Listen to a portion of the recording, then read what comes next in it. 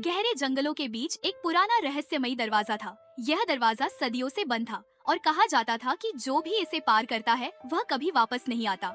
लेकिन राजकुमार आदित्य को किसी भी रहस्य को सुलझाने की आदत थी। जब उसे इस दरवाजे की कहानियां सुनने को मिली तो उसने तय कर लिया कि वह इसके पीछे छिपे रहस्य को जानकर रहेगा। रात के अंधेरे में जब पूरा जंगल सन्नाटे में डूबा था, आदित्य मशाल लेकर दरवाजे के पास पहुंचा।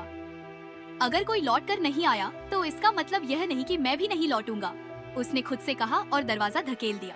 दरवाजा खुलते ही एक अजीब सी ठंडी हवा उसके चेहरे से टकराई। उसने अंदर कदम रखा और अचानक दरवाजा अपने आप बंद हो गया। आदित्य ने जब चारों ओर देखा तो उसे अपनी आंखों पर यकीन नहीं हुआ। यह एक भव्य सुनहरा राज्य था। ऊंचे महल, चमकते रास्ते और आकाश में उड़ते अजीब जीव। हर तरफ रोशनी थी, लेकिन माहौल में कुछ अजीब सी चुप्पी थी। वह आगे बढ़ा और तभी उसे एक महल के द्वार के पास कुछ लोग दिखाई दिए। वे सब एक जगह स्थिर खड़े थे, लेकिन उनकी आंखें भय से भरी हुई थी। ये लोग हिल क्यों नहीं रहे? आदित्य ने मन ही मन सोचा। तभी महल के अंदर से एक संगीत की मधुर धुन सुनाई दी।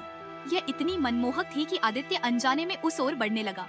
जब आदित्य महल के अंदर पहुंचा तो उसने उसे देखा, एक रानी जो इतनी सुंदर थी कि उसे देखकर कोई भी नजरें नहीं हटा सकता था। उसकी नीली आंखों में एक अजीब सा सम्मोहन था और उसका चेहरा चांदनी की तरह चमक रहा था। वह सिंहासन पर बैठी थी और जैसे ही उसकी नजर आदित्य पर पड़ी, वह हल्के से मुस्कुराई। आखिर तुम आ ही गए राजकुमार। उसकी आवाज रेशम जैसी मुलायम थी, लेकिन उसमें कुछ ऐसा था जिससे आदित्य के रोंगटे खड़े हो गए। तुम मुझे जानती हो? आदित्य ने संदेह भरी आवाज में पूछा। मैं उन सभी को जानती हूँ जो इस दरवाजे से अंदर आते हैं, उसने कहा, लेकिन अफसोस वे कभी बाहर नहीं जा पाते। अचानक जमीन से लोहों की जंजीरें निकल आईं और आदित्य के पैरों से लिपट गई।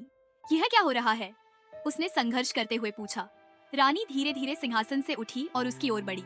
तुम मेरी कैद में हो राजकुमार, और अब तुम मेरे राज्य का हिस्सा बन चुके हो, हमेशा के लिए। आदित्य को एक अंधेरे कक्ष में डाल दिया गया।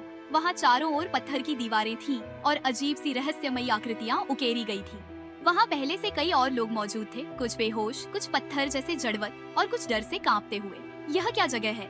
आदित्य ने एक कैदी से पूछा। यह मृत आत्माओं का कारागार है, उस आदमी ने डर से कहा। जो भी इस राज्य में आता है, रानी उसे अपने मंत्रों से कैद कर लेती है। उसके बाद वह हमें धीरे धीरे अपनी शक्ति में बदल देती है। शक्ति में? आदित्य ने हैरानी से पूछा। हाँ, एक और कैदी ने कहा। वह जो दिखती है वैसी नहीं है। यह पूरी दुनिया एक जादू से बनाई गई है और हम सब उसकी कुर्बानियां हैं। अब आदित्य को समझ आ चुका था। यह रानी एक अमर राक्षसी थी जो अपनी सुंदरता बनाए रखने के लिए लोगों को कैद करके उनकी आत्माएं चुरा लेती थी। आगे जानने के लिए बने रहे।